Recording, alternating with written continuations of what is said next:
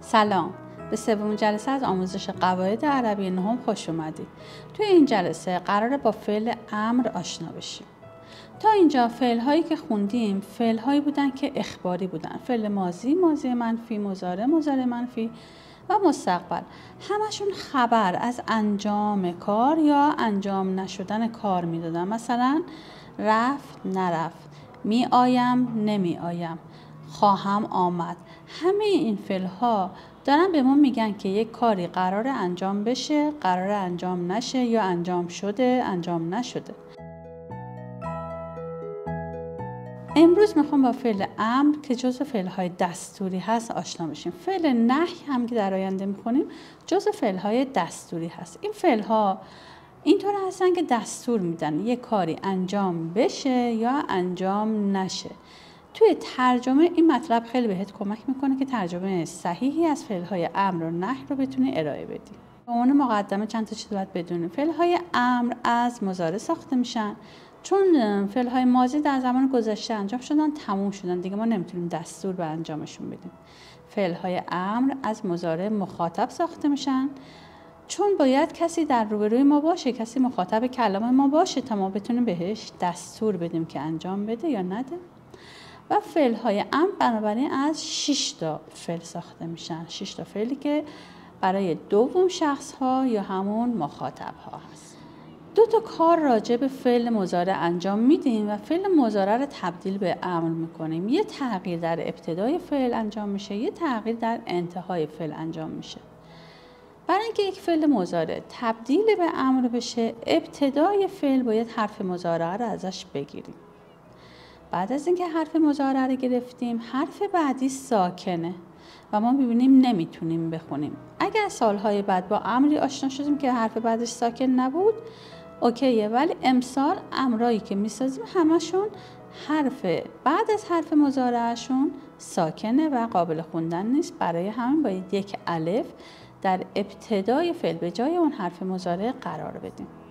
برای اینکه حرکت الف رو تعیین بکنیم باید به عین الفعل نگاه بکنیم. عین الفعل چیه؟ همون حرفی که بعد از حرف ساکن نشسته، اون عین الفعل. اگر اون حرف علامتش فتحه و کسره باشه، به این الفی که به جای حرف مضارع نشوندیم کسره میدیم. اگر اون حرف علامتش ضمه باشه، به این الف ضمه میدیم. این تغییری بود که در ابتدای فعل امر قرار میگیره.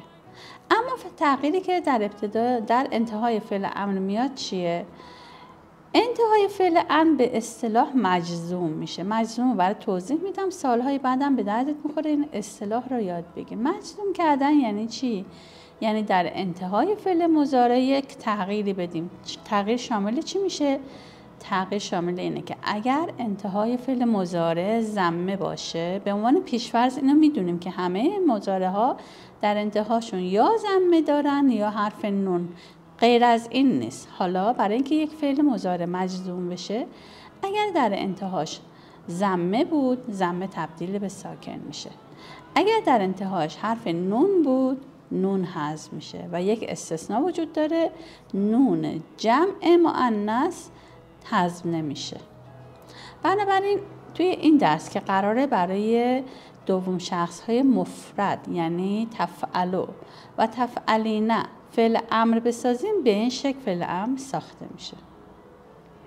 ابتدا حرف مضارع رو برمیداریم، یک همزه در ابتداش قرار میدیم، در ابتدای فعل قرار میدیم و حرکت همزه با توجه به حرکت عین الفعل که عین هست اینجا میبینیم و فتحه هست، باید حرکت کسره بگیره.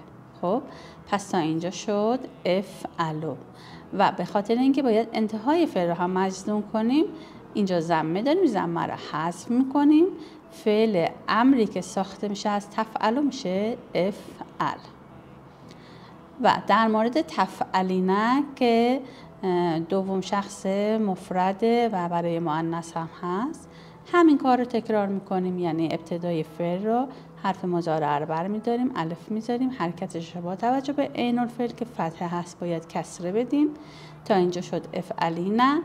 و حالا باید نون رو از آخرش برداریم پس فعل مضارع برای تفعلینه، فعل امر برای تفعلینه میشه افعلی.